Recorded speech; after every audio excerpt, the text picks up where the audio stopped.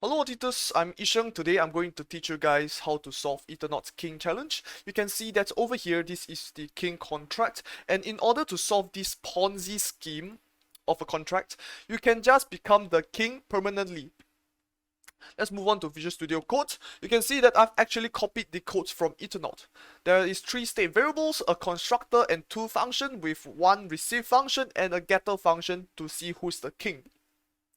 Now, so you have this particular receive function. This is the crucial function that we will be targeting on. Let me explain what this receive function does. So over here we got this message.value. So what we can do in order to trigger this receive function is firstly we can send whatever amount that is more than the original price of the previous king, or either you are the owner. But since we are not the owner, since we are not the owner, this is out of the question. Now over here we got this payable king.transfer that get the value that we send. So what this does is that we have, for example, king A, and since we want to be the king, we are king B. So for example, if we send maybe 5 ether here, and the previous king actually deposited 4 ether, we will become the king. So the king will actually get our 5 ether, and then we will become the king. So as I was saying, we will become the king and the price will become 5 ether. So for example, another guy, since we are B, another guy, for example C, can choose to transfer maybe 6 ether, and then 6 ether will be transferred to us and he will become the king. So on and so forth. So let me explain the vulnerability. So this is not really a vulnerability but more of a capture the flag scheme. So this vulnerability here is like this transfer function. So why is this transfer function? It's basically literally just transfer your money. So let me explain over here with this Medium article. So what's the difference between transfer, send and call? So in the transfer, this transfer particular function, you are able to transfer whatever amount, and there's a gas limit of 2,300 gas.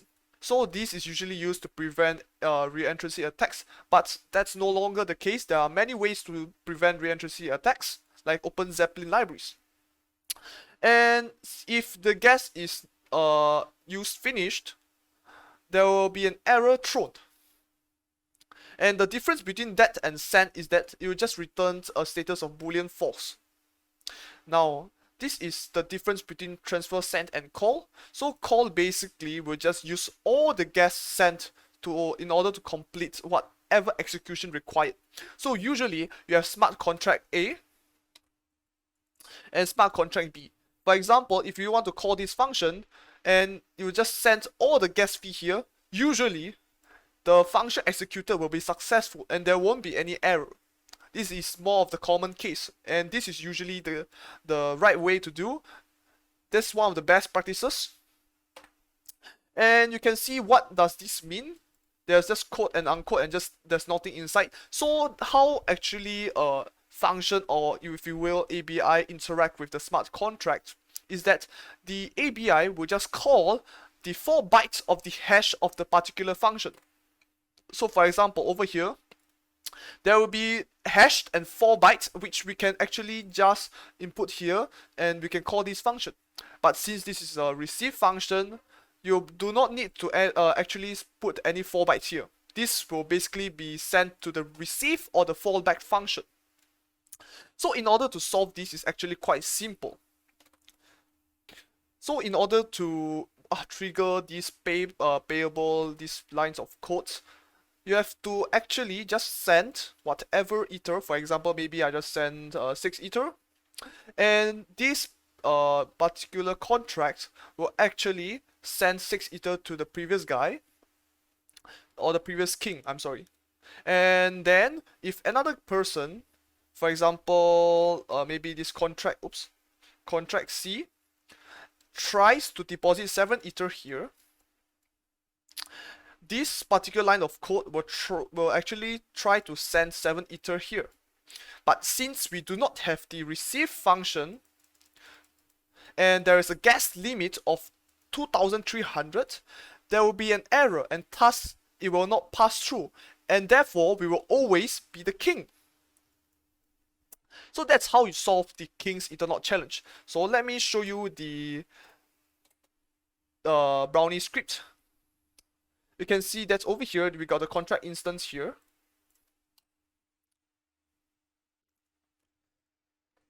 You can see that I do not have enough ether, but this is actually how you do it. You can see that I become king, and you can try this out. You don't really need to actually just submit it, because I don't know why that the gas fee is that high. But anyway, I'm going to go through why this is actually a Ponzi scheme. So basically, over here, this is a Ponzi scheme, and in order to actually solve this particular vulnerability is to maybe put more if else statement to check.